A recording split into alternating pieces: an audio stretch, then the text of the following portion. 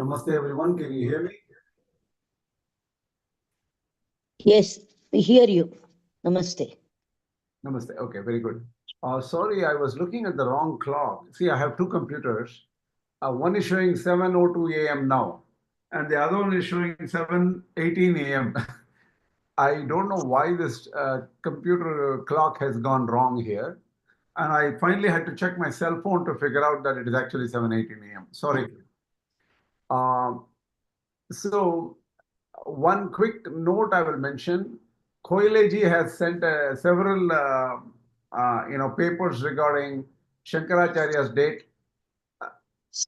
Most other people don't agree with that pre-Christian date of Śaṅkarācārya. It doesn't matter what kind of paper you send. Most people have gone into this for a long, long time. This is nothing new.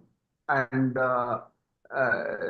so if you look at scholars from Sringeri or any other part, they don't agree with this. And many of these authors who write about Śaṅkarācārya may not know in-depth Śaṅkarācārya's works either. And K.S.V. Swami has done in-depth study of Śaṅkarācārya's works and decided that the date is probably in the 7th, 8th century timing. 8th century, I think.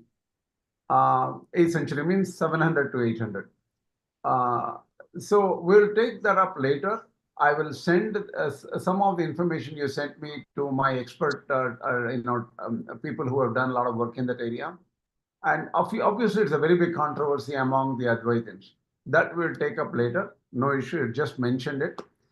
The second thing I want to mention today is come back to the context as what we were talking before. Why did we start this whole process? Okay. Let me share something for you.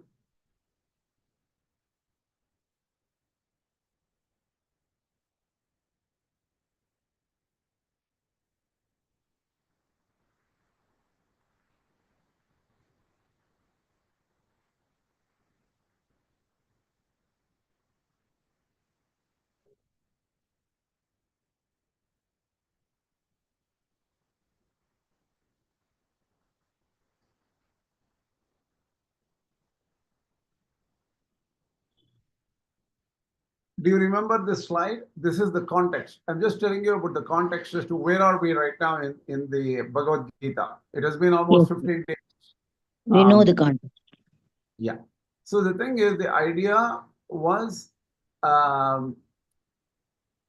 in the Madhva Sampradaya, the jīvatmas themselves are categorized into Satvika, Rajasika, and Tamasika, Asura, and then even jivas themselves are the Brahmana, Kshatriya, Vaishya, Shudra.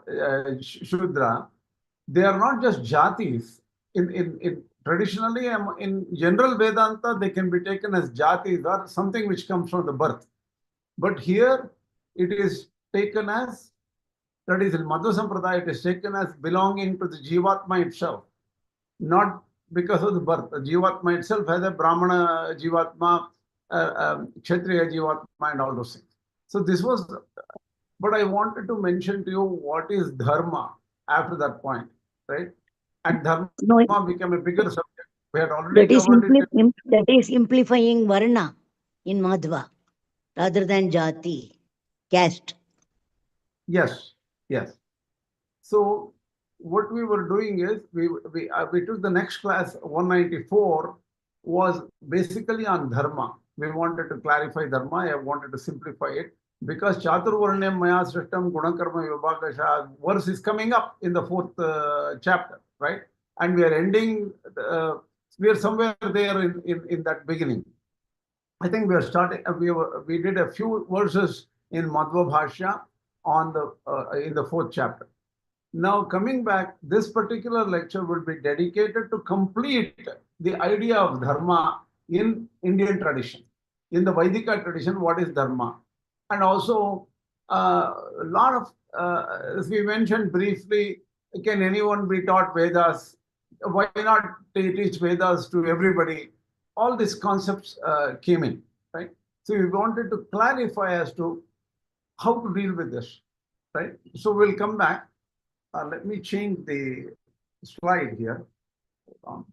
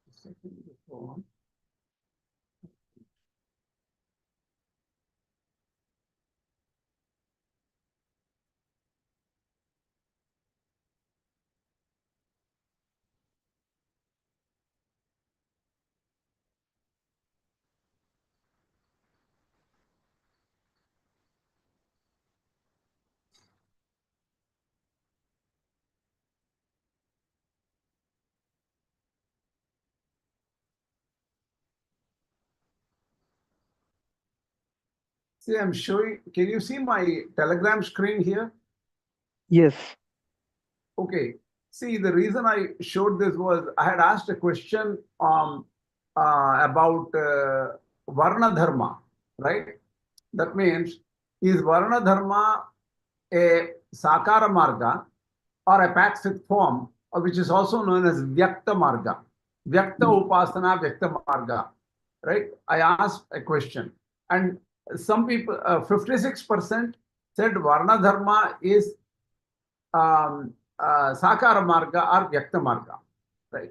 Then Varṇāśrama-dharma, I'm not saying just Varna Dharma, it says Varṇāśrama-dharma. Varṇāśrama-dharma, is it a sākāra marga or a nirākāra marga or none of the above, right?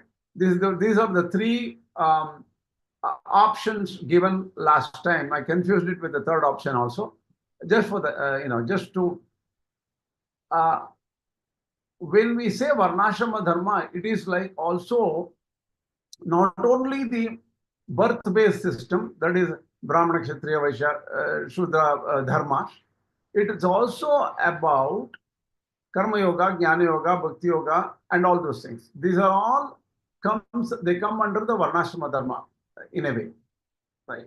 Why? Because the Bhakti-yoga is restricted to the Trivarnikas according to Shastra. The first three Varnas can only do Bhakti-yoga. There is a difference between Bhakti-yoga and Bhakti, right? These are all complex topics which will be dealt with eventually. I don't think I can summarize everything in one shot. So what I am asking everybody to have an open mind, think deeply, and understand what is the Shastra. As I told you, Dharmasya Tattvam Nihitam Guhayam. Dharma is very complicated and it cannot be understood emotionally or with an outburst or something. It requires almost, you need to know the real Dharma. Real Dharma is Krishna. Krishnam Dharmam Sanatanam. You need to know Brahman. You need to have a realization of Brahman. Then only you will know what Dharma is.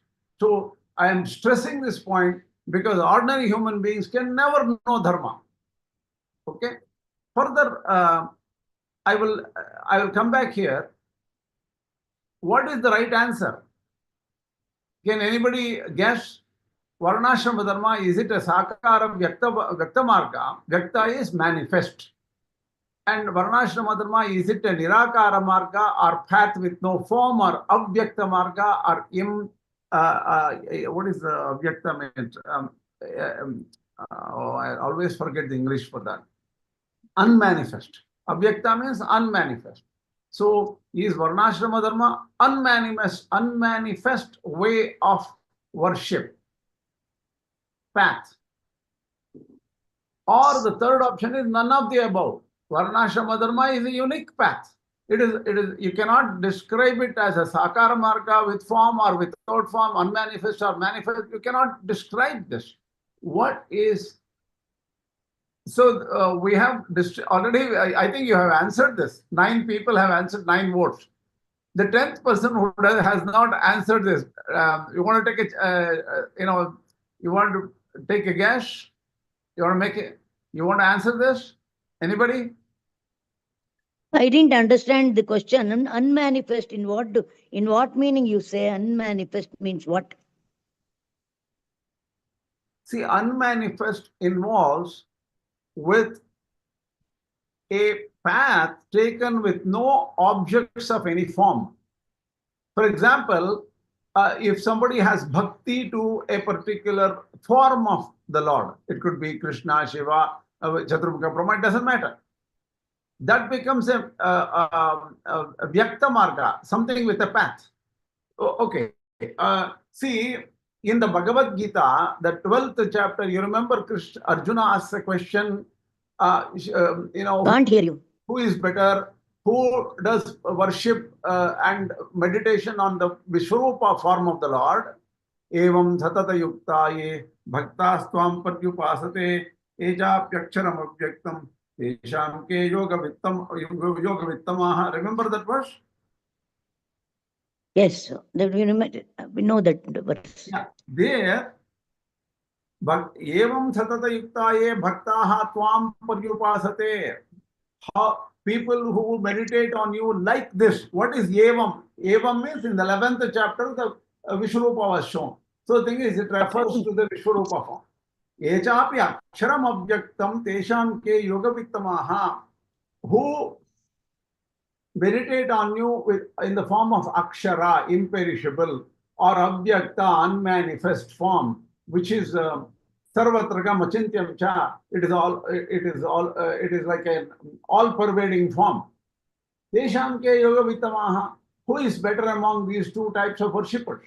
Those who worship nirākāra Brahman or sākāra Brahman.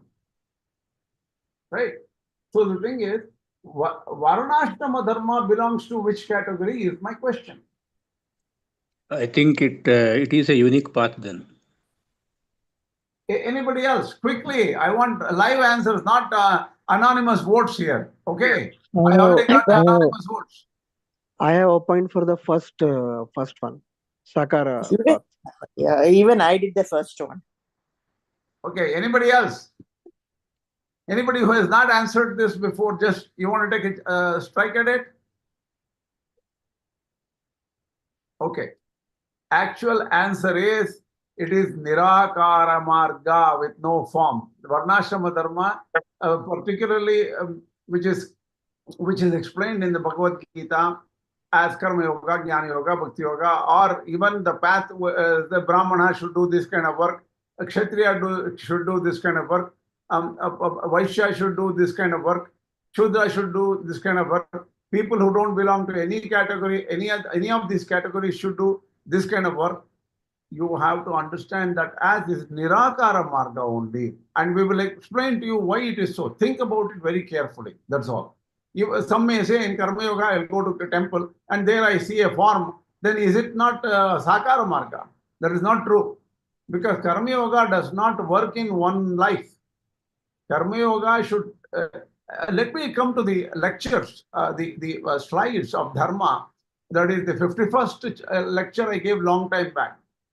Okay, out of you, just quickly, did anybody have time to go back and revisit the lectures 48, 49, 50, 51? How many people listened to this? I had only one person who wrote to me that I have finished 3 lectures, but I'm going on the 4th or something like that. Anybody? You want to tell me if you went through those 4 lectures? No, I couldn't go back till now. Okay. I mean, I understand all of you are working. Unlike me, I don't have a job. Okay. I understand you're all busy people. You're studying, going to school, or working, or dealing with so many other issues, which are all important based on your life. But actually, someday in your life, please go through this 4 lectures 48, 49, 50, 51. These are the words directly from Ranga Mahaguru's lectures summarized by somebody, and I translated and summarized it in English. Okay. This kind of lectures on Dharma you will never find in one place. A lot of people will give Dharma in different places, but in one place you won't find. So make an effort to study it properly, because I don't have time to go back and explain all the things I explained at that time, but I will take a simple explanation because it's so important. People should not have misunderstandings. That is why I'll go back to lecture 51. I will summarize lecture 51 for you. I already summarized 48, 49, 50 in the last class itself. And I'll just take this class. I know it may be a short class depending on if you have questions. But the thing is, I'll try to summarize lecture 51 in this lecture. Any questions so far? We'll go back to those 4 lectures as well. Someday you should go back to study it properly, because otherwise you will always have misunderstandings about what is this Brahmana, what is this Kshatriya, what is this, why are women ill-treated, women are not given opportunities, why are Shudras not taught the Vedas. All these things are there in the Dharma, and we need to understand the reasoning behind it. And there are errors, there are mistakes in our society. We have to accept what those mistakes are. Let me explain to you. I'll stop share and come back to lecture 51, which some slides from the lecture 51. Quickly we'll go. Share. Where is lecture 51? Bhagavad Gītā. Share. I have a question. Yeah, go ahead, please. So our bodies are impure, like regardless of your gunas or karma, our bodies in general are impure because we are subject to birth, death, illnesses, and aging. So the Shruti is ageless, it's timeless, it's without time and aging, and the Shruti is forever. So if we use the mouth, which is part of the gross body, to chant the Shruti, would that corrupt the Shruti? That's my question. Thank you. Okay. See, the thing is, obviously, Shrutis have to be chanted, right? So somebody has to chant Shruti, and somebody have to learn Shruti also, right? There is nothing wrong. See, for example, this is a very complicated practice, right? As I told you earlier, right in the Shruti, in the Upanishad, when they explain to you the what is the name of the Jābāla, Satyakāma Jābāla. Have you heard of this episode of Satyakāma Jābāla? No, Acharya, can you explain it to me? Thank you. Okay. See, in Satyakāma Jābāla, there is a rishi, a young kid, like 10 to 12-year-old kid comes to a school and asks the guru, can I join your Veda school? Will you teach me Vedas? And then the teacher asks that little kid, who is your father? Who is your mother? He says, I don't know who my father is, so I don't know my Gotra. Gotra is the lineage, right? So the thing is, in India, there is something called the Gotra system. So this kid asks, I don't know my father, so I don't know my Gotra, because Gotra goes by the paternal side always. Mother's Gotra is not taken to be the Gotra of the child. In the Vedas, it is a paternal system, a patriarchal system. Except in Kerala, the Nambudiri system is different. Nambudiri is what? They are women matriarchal, right? Yes. Yeah. See, I'm sure, yeah, they are matriarchal, but the Vaidika system, sort of, it is patriarchal in the Vedas. Let me tell you, let me complete it, okay? That is not important. Let me what it is. So the Rishi asks, go ask your mother who your father is. The kid goes and asks his mother, and her name is Satyakāma. No, wait a minute. Jābāla is her name. I am Jābāli. That means I don't know my father. Jābāla is the only name I know, that is my mother. And I am known as Jābāli. So what he says is, I don't know the father. My mother also does not know who my father is. She has served many rishis who have come to town. And she didn't know when I was born, through whom I was born. Then this rishi comes up and says, oh my God, what to do with this? Then he says, look, you have to be a Brahmin because you are truthful. You never lied to me. You are sincere. You want to learn. You have to be a Brahmin. I will teach you. So what does this tell you at that time how Brahminism was thought about? That is, in the Vedic times. There was no restriction of caste or anything like that. This caste term came because of the Britishers or Spanish people who used the term caste. That doesn't apply to Indian life. So what happened was, during Vedic times, there was only some kind of characteristics. Guna. What is a guna? Truthfulness, sincerity, not lying, not misrepresenting, earnestness to study. All these things are sattvic gunas. Based on sattvic gunas, they determine somebody is a Brahmin at that time. And that Satyakāma Jābāla was taught Vedas without knowing his parentage. So why am I saying this is, you have asked the right question. Why don't I answer this later after this class? Because during this class, you will get a lot of information which is clarified, right? You will get a lot of answer. You are almost asking me to repeat the entire class of today. Why don't you hold on to this question a little bit for some time? You will get an answer by the end of this class. Yes, Acharya. Thank you. Namaste. Thank you. So now, by the way, this person is Koile, just so that other people know. He is from Cambodia, Vietnam, right? And he comes from a Hindu family from Vietnam. And you know Angkor Wat, the temple, one of the I think the largest temple in the world is Angkor Wat. And there's a lot of Hinduism out there. And then he comes from one of those families with that kind of background. It's pretty interesting. I could have never met such people if I didn't have this public class where anybody can join. Anyway, now I had asked this question a long time back. Varṇāśrama-dharma is nirākāra marga was answered, but only 11% answered. The last class I had this poll, only 11% answered that Varṇāśrama-dharma is the nirākāra marga. That is the right answer. Let me explain to you further. Oops. Okay, this is not a PDF here. Okay.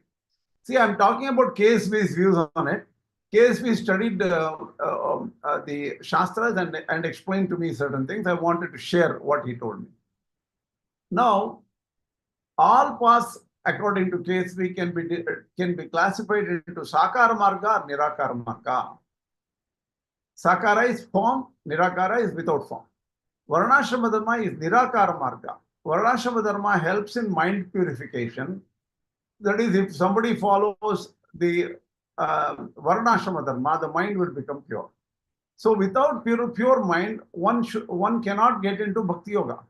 So in the Shastras, in the Vaidika Shastra, they say bhakti-yoga can be prescribed, can be given only to, can be followed only by Brahmana, Kshatriya, and Vaishya. So a Shudra cannot do bhakti-yoga.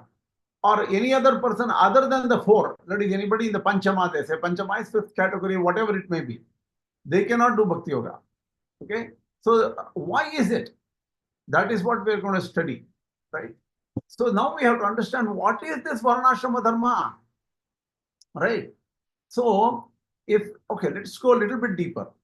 There is a verse in the Bhagavad Gītā called 6.45. It says, Prayatnāt yatamanastu yogi samshuddha kilvishaha aneka janma samsiddha tato yati parangatim. I am repeating some things what I said in lecture 51, but This is lecture 51 PDF, but I want to be clear so that I'm just spending the time, okay? Only he says by a lot of prayatna is effort. Yogi samshuddha kilpisha. The yogi becomes pure in his pure from impurities. Aneka janma samsiddha. He becomes purer and purer and purer after many births. Tato yati parangatim. Then only he will get to the higher level, that is the better state. Very clearly, this is in the Dhyana Yoga portion of the Bhagavad Gītā, 6th chapter, right? So what does this mean? So the mind purification cannot occur in a minute. It cannot occur in few. If somebody says, look, unfortunately, oh Guruji, I am very angry. Many times I will never be able to control my anger. I'm also pretty greedy. If you will give me some money, tomorrow I will ask for much more money. And the next day I will ask for much more money. So I'm greedy. Can you please cure me of these two? Just I want to give up my greed. I want to give up my anger. Is it possible within the Guru will give you, boom, some kind of a boon, and then you will suddenly lose all greed and anger? It doesn't work. Not possible. Not possible. That is why he say aneka janma samshuddha, aneka janma samsiddha, tadava ade parangutim. Yogi samshuddha kilpishaha. So see, that is why in the Brahmin yearly celebrations of they have a thread ceremony celebration. They have to say kamo karshit manir karshit. That is my kama is desire did it. My anger did it. I didn't do it. But the kama, my desire is sort of inbuilt. That is doing the wrong things. My anger is doing the wrong things. I didn't do it.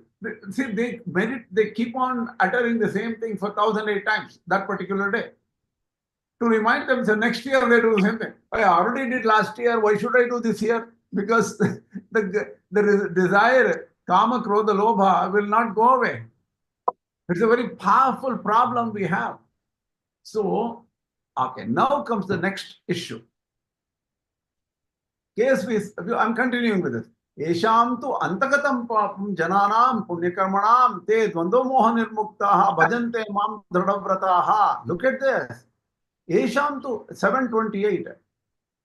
When the papa or the sin goes away, jananam punyakarmanam, after doing the right things, punyakarmas are thousands of punyakarmas. They go into a temple, giving charity. There are a lot of punyakarmas. After doing this punyakarmas for several long time, several lives maybe, they will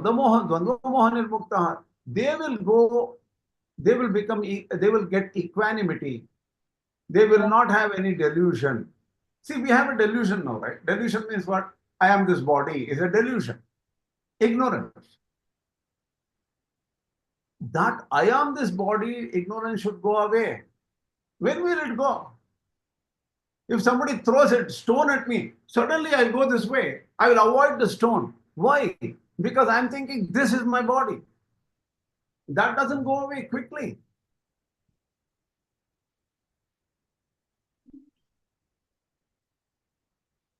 So, what is Varṇāśrama-dharma? Okay, here coming back, giving up ups and downs, having equanimity in pleasure or pain.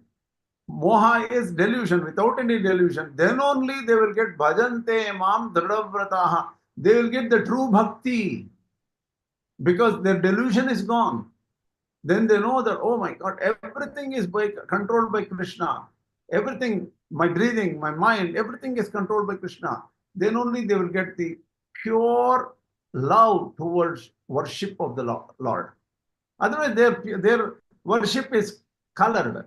Oh, I need some money, I will go to the temple. Oh, Krishna, please give me money. I need some, I need to pass this exam. Oh my God, Krishna, help me. There is always a give and take. I come to the temple, I worship you because you need to give me this, right? Pure bhakti is not there. Pure bhakti is bhakti-yoga in the Bhagavad Gītā. Ordinary bhakti, many people may have. So there is a difference between bhakti and bhakti-yoga. We need to understand that. What is Swadharma? It is Varṇāśrama-dharma. How do I find my Swadharma? What is my true nature? What is my dharma? That will be answered shortly. You have to find your dharma yourself because nobody can tell you other than a rishi. Birth-based Brahmanism, birth-based, I'm a birth-based Shudra, I'm a birth-based Brahmana, I'm birth-based Kshatriya, I'm birth-based Vaishya. This doesn't work. None of the Shastras support birth-based system. Well, Dharma Shastras are different from Vaidika Vedanta Shastra. Dharma Shastras are different, and I will tell you why.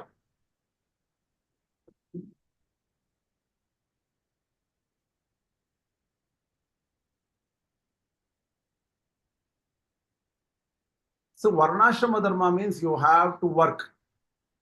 What kind of work? What is natural to you? And without the devatas will not support you if you don't do Varṇāśrama-dharma. And if you don't work, devatas will not support you. You have to narute shrantasya sakhyaya devaha. That means without effort, a person who is tired of efforts, after doing a lot of things, he's in a difficult situation. Oh my God, I did so much, I'm not able to get this. Only when you give up and surrender in a way, then only the devatas will help you. Okay. Long time back. One thing I have to ask you. Can I? Yeah, go ahead. It is written Ayakta Marga versus Avyakta Marga. Ayakta Marga means... No. This is wrong. It should be Vyakta Marga. There is a mistake here. Instead of the A, it should be V. Sorry. Vyakta Marga, Avyakta Marga. Should have been corrected, no? Correct it as Vyakta and Avyakta. Please change it because I made a mistake here on this PDF. Okay. So, long time back, there was no Brahmana, Vaishya, Kshatriya, Shudra at all in the Kṛta-yuga. In the Kṛta-yuga, there was only one type of people. That was haṃsa. Long time back sometime. I don't even know how long, okay? Kṛta-yuga. haṃsa. What did you say? It is called haṃsa. Haṃsa, exactly. In the Kṛta-yuga, there was only one category, not Brahmana, Vaishya, Kshatriya, not 4 or 5 categories. It's only one, haṃsa category only. At that time, people could directly do tapas because there was no mental fluctuations, mental distractions. They could think of, oh, I want to do tapas. Automatically, they did tapas and then they meditated and attained perfection. Later on, the times changed. Then tapas was required or meditation was required for self-purification.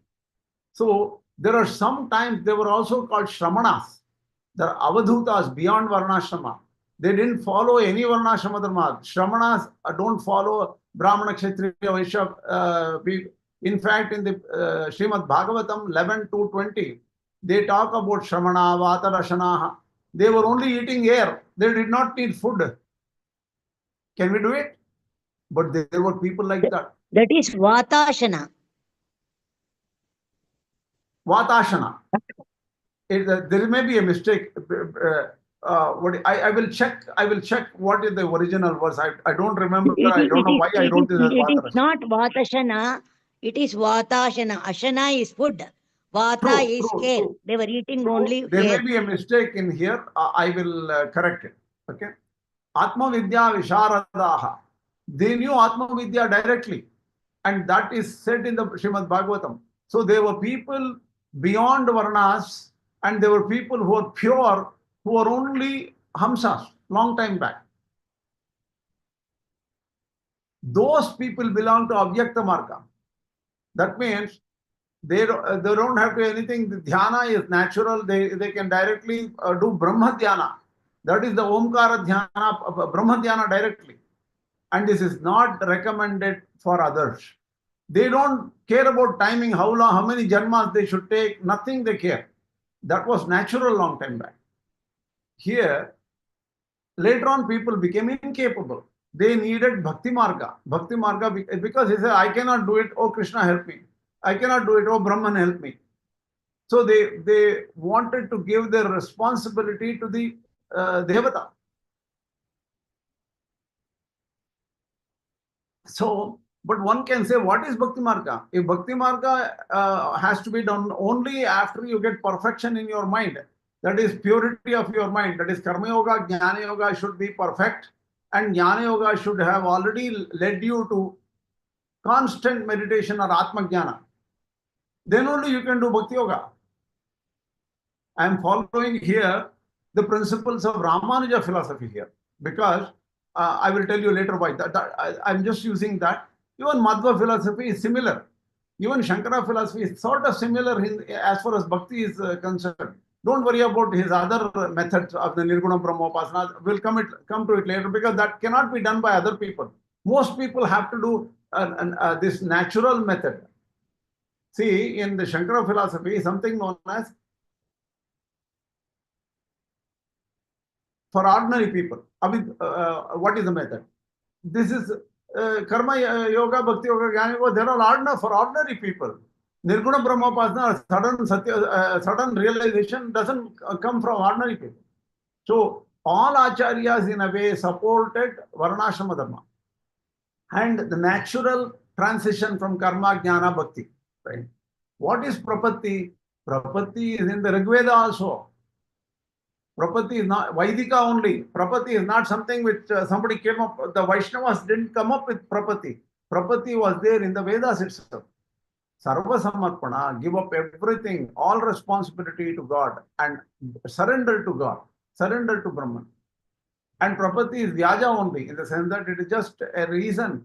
Actually, God is the only person who is working and doing everything. Even those Prapatti, see, this Prapatti is open to all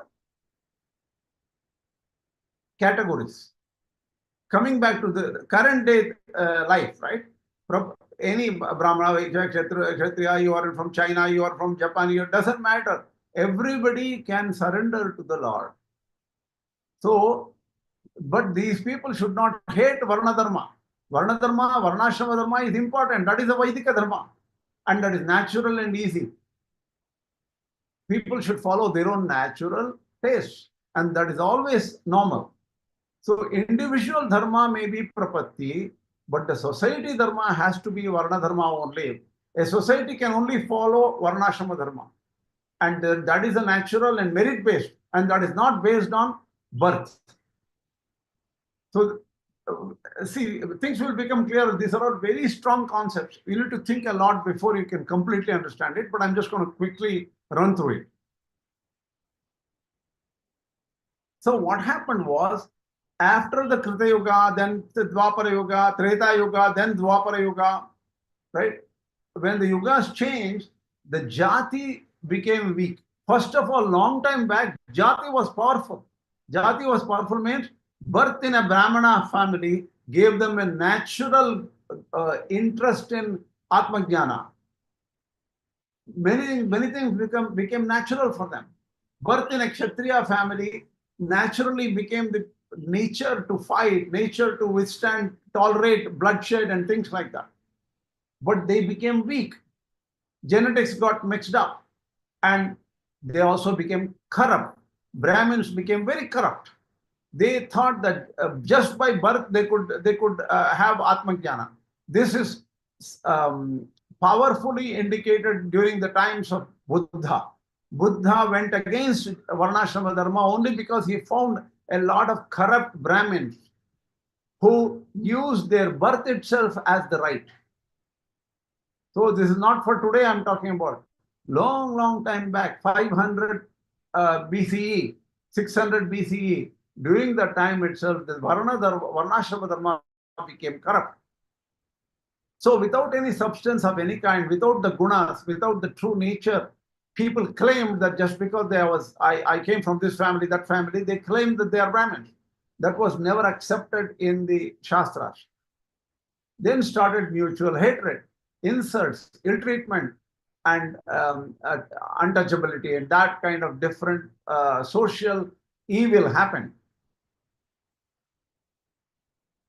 But truly speaking, Varṇāśrama-dharma has merits. Varṇāśrama-dharma is not wrong. It has merits, but you have to respect everyone.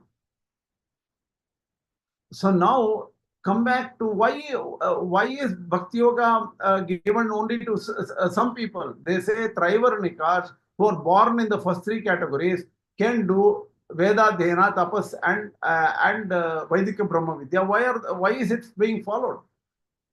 I'll take up that a little bit later.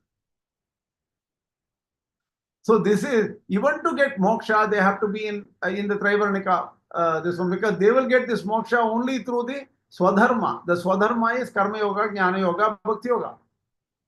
Right? This is a very slow process. This moksha is not coming quickly. This is the general process supported by all Vedanta, Advaitin, Vishishtadvaitin, Advaitins, everybody support this this kind of Swadharma. In the Krama Mukti, in the Śaṅkarācārya's method, they say Krama Mukti. These are all Krama Mukti methods. Krishna himself says, Avyakta Marga is tough. Avyakto Akshare, what is the thing? Klesho adhikatarastesham, Avyakta Asakta Chetasam, Avyakta hi gatir dukkham, Dehavad Birvapyate, 12th chapter. So the thing is, the Avyakta Marga, worshipping the non-form, is very hard. Clearly, the chapter 5th shloka of 12th chapter says. So in that method, Janmana Jayate Shudraha, everybody is born only as a Shudra. Then they will become Vaishya. Then they will become Kshatriya. Eventually, after some births, then they will become Brahmana. Then only they can get moksha. A Shudra cannot directly get moksha. This is the true Guṇa-based system, not birth-based system. True Guṇa-based system. But what happened was, the corrupt Brahmins said that this is birth-based. They messed up this idea. That is why everybody got upset and they said caste system is cruel and Brahmins are racist, they're cunning, dominating. All these things became a social problem later on. But the thing is, the Siddhanta says, the Vaidika Siddhanta says this is right. In the sense that you may, if you understand Brahmana, Kshatriya, Vaishya as Guṇa-based, not as birth-based, then this is right. But does birth-based have any value? It may have value genetically. Some value is there. If my grandfather has done tapas all his life, 5 hours a day he has only done meditation, there may be some epigenetics which can come to my father or myself. And that can happen to you or anybody in the world, right? So what is the solution here? Jati is not important. Birth-based is not important because the corruption started occurring during the time of Buddha. That was 500 BCE. Every 30 years, new generation, new children are born every 30 years. So today the genetics is all messed up. You cannot believe this genetics. In fact, I asked Rangapriya Swami, why is this in marriage they are forcing everybody in India? I'm talking about in India. Brahmin should marry Brahmins. Vaishya should marry Vaishyas. This, they make a big deal about marriage and all those things. How can it, and how do I know somebody is a Brahmin or a Vaishya? I don't know the gunas properly. I cannot sincerely understand the gunas. Rangapriya Swami told me about a small, simple example. He said, look at 2 mangoes. One mango is Rasapuri mango. The other one is some kind of a naughty mango. Naughty mango is, it's always very not good to taste, very not sweet to taste. it is some kind of a combination of bitter taste and also taste of lemon and taste of tamarind and all this put together, right?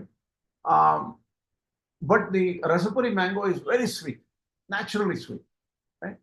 See, then he says, I'll give you 2 mangoes. This rasapuri mango is decomposed. It's very old, 15 days old, and it became decomposed.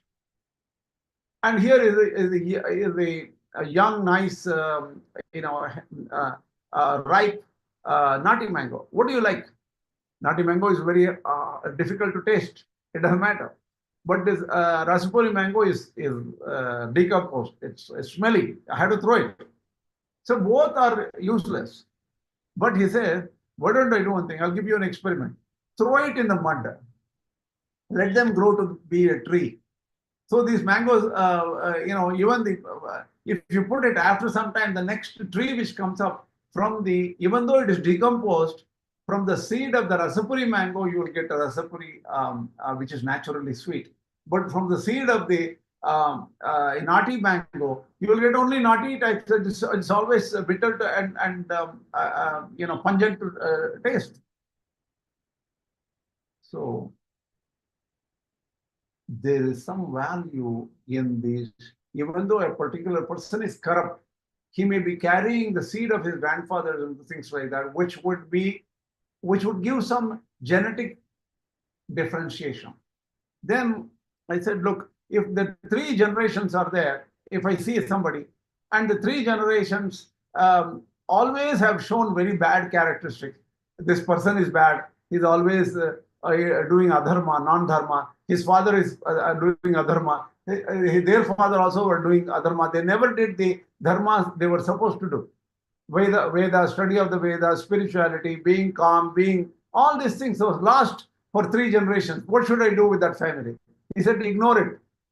That family is not true to their birth-based system. So birth-based system should be completely given up there. Right? So the thing is, birth-based system may have value here and there at a specific level. It does not have real value. That should be understood. But this Avyakta Marga is purely about merit, not about birth-based.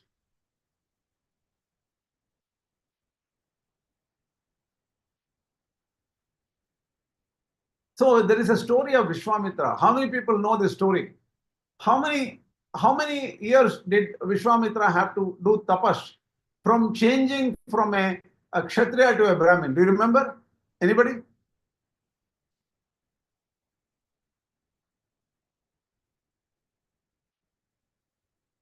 I have put everybody to sleep. Can you hear me? Wow. Many years, exactly how many years, we don't know. He strived for thousands of years, many almost. years. Several hundred years minimum, right? Yeah, But thousands of years. Many times So he has what done does the. it mean? What does it mean? He was a born Kshatriya. He went to Vasishta. He tried to attack Vasishta because Vasishta refused to give him the Kamadhenu cow. And then he tried to use his military power to overpower Vasishta. But Vasishta, with his Brahma Shakti, he said he created whatever he did, and they won over the battle against Vishwamitra. Vishwamitra said, Dhik Kshatriya Balam Brahmatejo Balam Balam. The power of Brahmin is better than Kshatriya power, he said. What does it mean? That is the true power of Atma Shakti, the power of Gayatri, the power of meditation and things like that. That is not easy. That doesn't come from birth.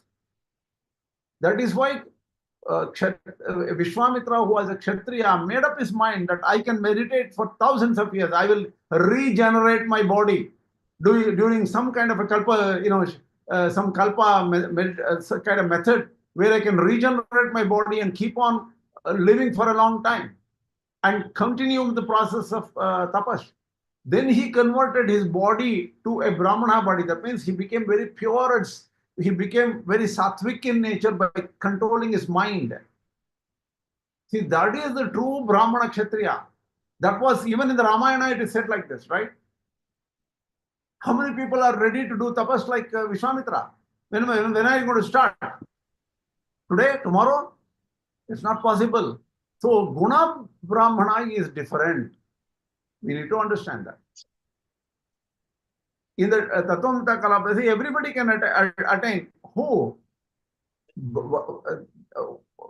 Bhakti Marga, once you give, see, there is something called just Bhakti. Prapatti is that, right? You surrender to the Lord. You don't have the Guṇa-based. Guṇa-based is like a Vasishta. Then you just surrender all our responsibility to the Lord. That will work too. And that is known as śaraṇāgati tattva. And the śaraṇāgati will eventually get, see, if sometimes śaraṇāgati is done to get bhakti-yoga. That is known as anga prapatti. But śaraṇāgati can be done directly as swatantra prapatti. That means directly to get moksha, śaraṇāgati can be used, right? So śaraṇāgati and bhakti are related to each other. All are bhaktas only, but bhakti yogi is different. Okay? So in the prapatti marga or surrender, there is no discrimination. Shudra, Vaishya, Dalits, foreigners, no untouchable, nothing. All of them can do prapatti or śaraṇāgati. Even today, that is practiced in the same way. But the avyakta marga is only merit-based. Just because of birth in a Brahmin family does not guarantee avyakta marga. It is slow, but it is very powerful. One has to become. Excuse me, there is a saying, no? There is a saying that Vasishta Cholli Brahma Rishi, Vishwamitra became a Brahma Rishi. Something like that. There is a saying. Oh, I don't understand what you said. I'm not sure. The saying, popular saying that Vishwamitra became a Brahma Rishi because of Vasishta. Something like that. No. Okay, He became Brahmarshi on his own merit by doing tapas for so many years. But Vasishta accepted him then. He said, yes, you have become a Brahmarshi. Okay, He only gave approval, that's all. Yes, agreement. He agreed that you are a Brahmarshi. Okay, thank you. So coming back to one more story, Krishna, one more story we hear about the birth of Parashurama and Vishwamitra.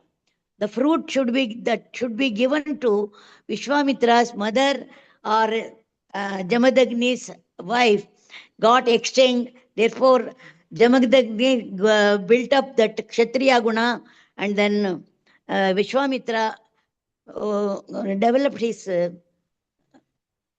Brahmana Guna in him. I don't know. Really, I don't know. Honestly, I don't know that. I have to go. See, Puranas are very, very powerful. And something in Padma Purana, something in some other Purana, there's a lot of information. I don't know many things like that. Because Vishwamitra is a Kshatriya by birth, Parashurama is Brahmin by birth, but he cultivated the Kshatriya Dharma in him because of the... Could be. We heard that nice story to find also. Out. Where is it said? Which Purana is this? That I don't know, but I heard. Okay. I have heard it. Okay. See, the thing is, Dvaitins and Advaitins do not agree that Prapatti or surrender can give you immediate effect after this Janma. That is, after the death itself. The Sri Vaishnavas believe that śaraṇāgati is the path. You do Prapatti and at the end of this life, you will directly go to Vaikuntha, you will get moksha. That is a strong belief of Vishishtadvaitins. That is the Ramanuja Sampradaya people. But the Dvaitins, Madhva Sampradaya people and Shankara Sampradaya people do not agree that this Prapatti can directly give you the effect right away at the end of this Janma or life. Some Advaitins believe there is Vakyajanya Jnanena Moksha. They say, the moment I say Tattvamasi, and if somebody hears Tattvamasi, they can get moksha immediately. They will become Brahman right away. That is a belief known as Vakyajanya Moksha is possible. Vakyajanya Jnanena Moksha. So there is a jnana which can be lit up just by hearing the sound Tattvamasi or Aham Brahmasmi, the Mahavakyas, right? There is a belief like that. So at the end of the day, what is dharma? To make dharma very simple, it says Atmanah Pratikulani Paresham na Samacharet. Padma Purana says Shruyatam Dharma Sarvaswam Shrutva Japya Avadaryatam. Dharma, if you want to know dharma in one simple sentence, whatever hurts you, atmanah pratikulani, paresham samacharet, whatever hurts you, do not impose that on others. Do not force them to get into a situation where if it is done to you, you will dislike it. So don't destroy the dharma of others. Give them freedom. Don't take away the freedom of anybody else. So that is that is dharma, universal dharma. That is. Yeah. So dharma, we were studying what dharma is. Dharma has become multifarious. Varṇa-dharma, ashrama-dharma, Varṇāśrama-dharma, Guṇa-dharma, jati-dharma. It has become very, very different. Everybody has 3 gunas. So all of us will have some kind of natural tendencies. Okay? Now, what is Sattvika, Rajas, Tamasa? I don't want to go deep into it. I will let you.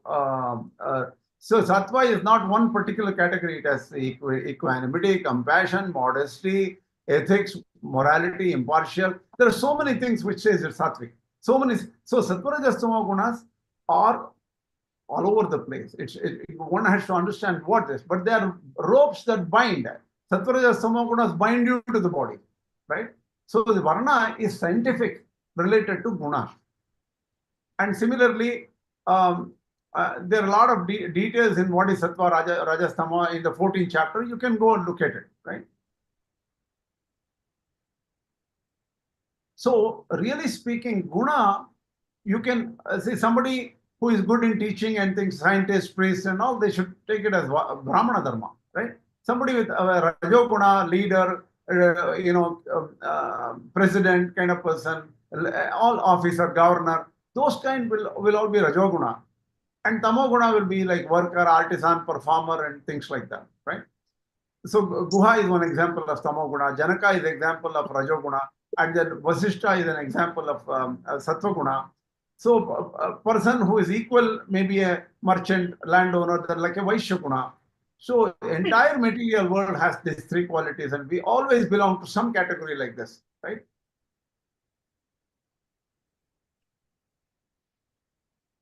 So some people have ignorance regarding Varna. They will mention this wonderful statement from Purusha Sukta.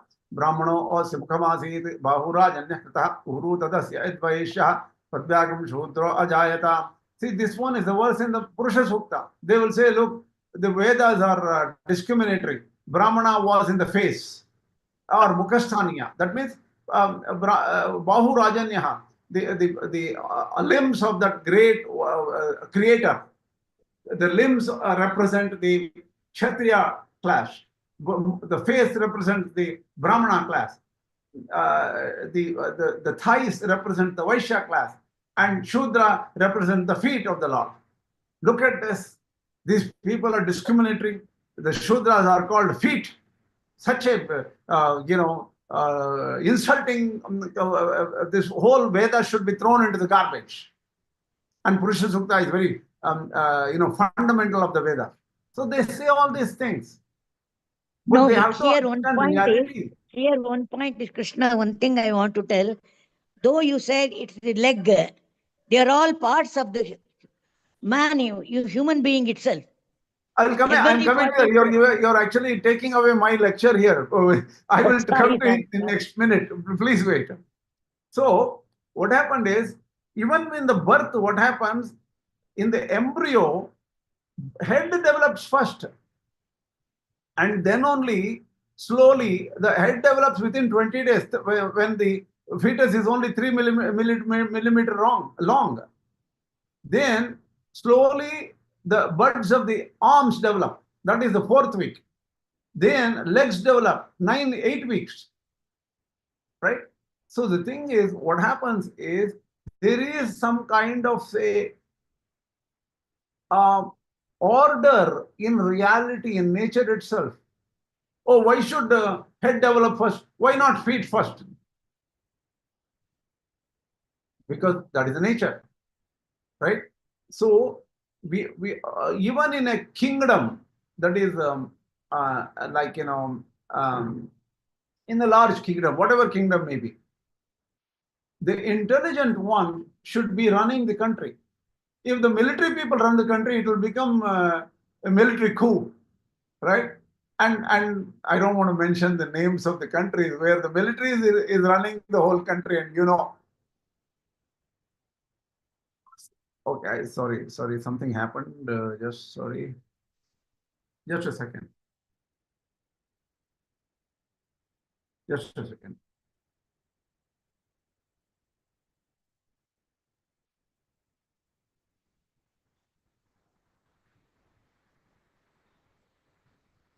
Oops, what happened to me? Stop sharing. I have to get back.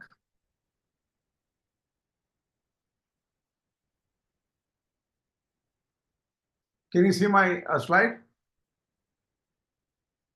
Hello? Yes, we Okay. can see, we can see. So what happens is, even in a country, very intelligent leadership should be there. Leadership should be there, right? That's all. It is not discrimination. That's how it should work. Look at the dharma of the body. Initially, look at how I talked about Kṛta-yuga, right? Kṛta-yuga, but there was only one category, haṃsa category. Brahmana, Kshatriya, Vaishya was not there in Kṛta-yuga. So look at the zygote. When the first cell starts multiplying, there is an 8-cell stage. They're all similar cells. There is no differentiation here. Then even in the blastula phase, there is no differentiation. Slowly, there will be differentiation. There will be 220 different types of cells in the human body. So what happens is, in the human body, that is nature. There is a muscle cell, fat cell, bone cell, nerve cell, blood cell. See, one cannot look, I am a fat cell, look at this nerve cell is intelligent, I am not intelligent. You cannot say that. You need fat cells for a purpose. And suppose you lose a bone, you have to have a bone graft. You cannot put a nerve cell instead of bones, right? So when the later development occurs, you become specialist. If you cannot put a professor from a university, from Princeton, and make him go into a battlefield. In the battlefield, you have to have a different nature. So even in the world around us, you have specialization. So nature-based specialization, Guṇa-based specialization, that's important. Even inside the body of a Brahmin, there are 21 vrishalas, 21 entities within a body, anybody's body, which can destroy the true nature. That is, I will come to that later on. Why am I saying this? Brahmana, Vaishya, Kshatriya were never caste-based. This is a superimposition from the world, gift from the foreigners to India. Even among the devatas, Agni, Brahaspati is Brahmana devata. Kshatriya is Indra, Varuna, Soma, Yama are Kshatriya devatas. Vasu, Rudra, Vishwa Deva, Marut are Vaishya devatas. Pushan is Shudra devata. In Ishavasya Upanishad, Brahman, the Brahman is known as Pushan. Pushan Ekarshe, he says. It's called by the word Pushan. That is the first time it is called as Pushan. It is a Shudra devata. So what does it mean? Brahmana, Vaishya, Kshatriya was not birth-based, it's Guṇa-based only. Buddhism denied it because human beings became bad during his time. Even in the music, there are Brahmana swaras, Kshatriya swaras, and Vaishya swaras, Shudra swaras. What does it mean? The music can influence your mind to create either good passion or lethargy or sleep or purity of mind. All these things, emotions can be created during using music. So that is why the word Brahmana, Kshatriya, Vaishya should not be taken as discrimination. And some ragas have Brahmana Sattvic category is Nilambari. Rajasic category is something else because they give the races to that emotion in you, right? Pulse has Kapha, Vata, Pitta. Why did the rishis say morning you meditate? Because the Kapha, Vata, Pitta or the pulses gets balanced. Use a water stored in copper. Why? Because that water gets charged and that can induce a sattva guna in you, right? So they use copper vessels to do morning, evening prayers. So time has effect on the human being, right? Early morning you're fresh. So So why did they say, I'll come to the summary here. It unfortunately is a large, but you can go back to the original lecture where I say in the last slide, I say, why this separation? See, Śambūka Vada is there. What is Śambūka Vada? There is a Shudra in Rama's kingdom, and he was meditating upside down. And you go to the story, right? There's a big story. I don't want to give you the whole story here. What happened was a child died in Rama's kingdom, and the father went and said, if everybody is following dharma, this child will not die early. The nature should be a child should live 100 years. So everybody lived 100 years probably in Ramarajya. So why did my child die? Rama went and checked and said there was a Shudra meditating upside down, hanging upside down, and he was meditating, and Rama went and asked him, what are you doing? He said, I'm meditating. Why are you meditating? I want to go with the same body. I want to go to Swargaloka. I want to win over the Swargaloka by the same body, right? It seems Rama cut off his head and walked away. And then this child, which was dead, came back to life, and he restored dharma. Everybody said Rama is a racist. He killed a Shudra because he was meditating. This is not the real story there.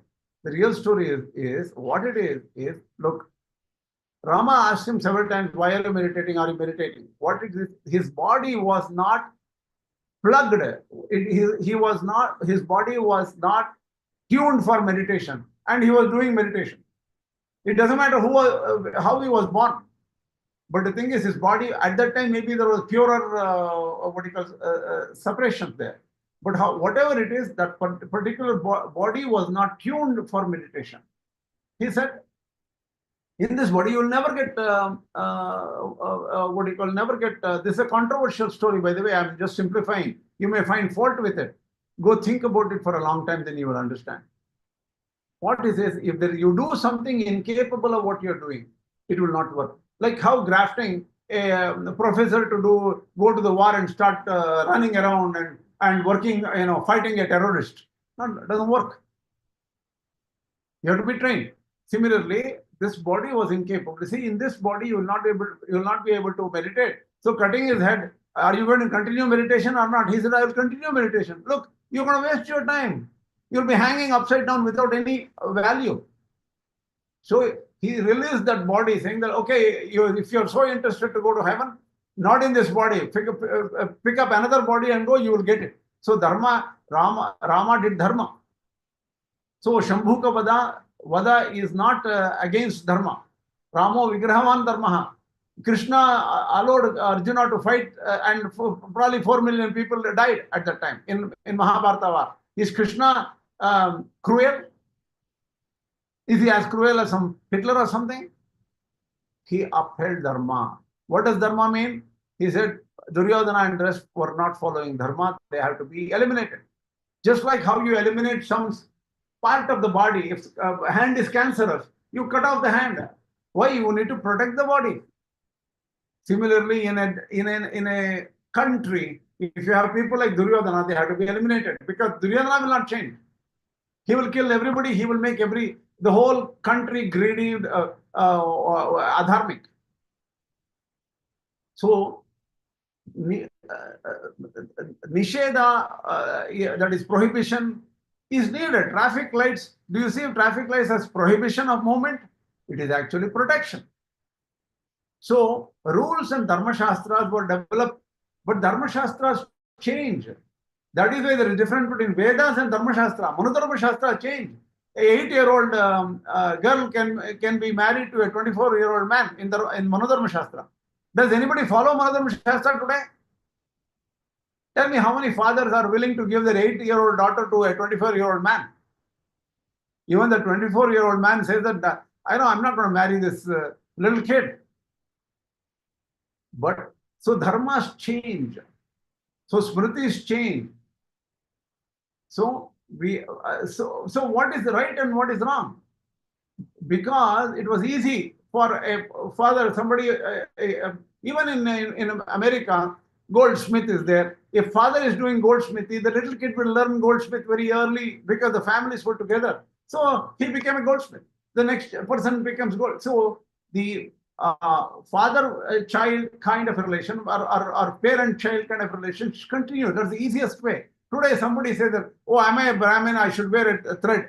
If that kid is 8-year-old or 10-year-old or 11-year-old, how do we know the nature of that kid? Whether it's a sattvic, rajasic, tamasic, we don't know. But what happens is family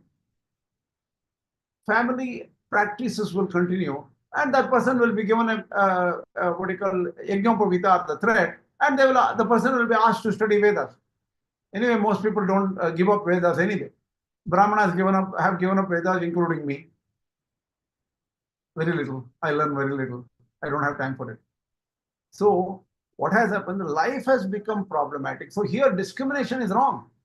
You should not put down anybody based on birth. Guna has to be given value. So just wanted to give you, but today internet is there. I can learn Yajurveda, Rigveda. Anybody from China can learn Yajurveda, Rigveda and all. Can they learn? Probably they can. Today, if you go and ask a traditional Vedic Pandit, he will not teach. He will ask for Gotra. He will ask for whether that person has done Sandhyavana and things like that. Are you ready for Vedas? So it becomes personal. But I know in my own family, a great person, a lady asked him to teach Vedas. He refused for 10 times. 11th time, he taught her Vedas. So it depends personal. So not everybody will be willing to teach Vedas to the other than the 3 categories. Not everybody. So you need to, so you have to live with it. Saying that even today, just because suppose somebody is a Christian and they want to marry a Jewish, there may be some family difficulties, right? Family oppositions would be there. And I know recently somebody we know, a Brahmin boy married a Muslim recently. There was opposition from Brahmin's family. There was opposition from the Muslim family. And both of them were, they have become, ostracized. That is from both sides. So the husband and wife are living together, they have child and all those things, but they are not, they're disconnected from their families. The parents don't care, these parents don't care, they don't mix. So what it is this separation becomes private. When it comes to marriage, when it comes to teaching Vedas or something, it becomes private. Some people do it, some people don't do it. We have to look at it that way. And as we go, we see that these varnas are mixing and we don't have any purity. So genetics may not work.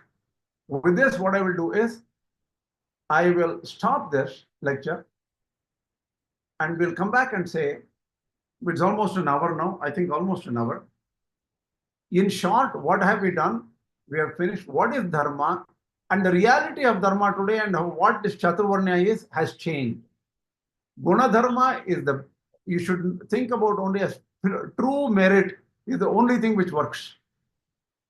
Untrue thing is just a family practice now, human practice, and that's all it is. You cannot give value for birth-based classification at all. With this, I will stop this lecture today. Why don't you think about it and come back with your questions later on, because time is up today, and I would want you to think about this. Tomorrow we will have class again. I will continue with the Madhvācārya where I left off, and let's go further. Do you have any quick question if something is fresh in your mind? I'll give 5 minutes, max 5 minutes. Quick question.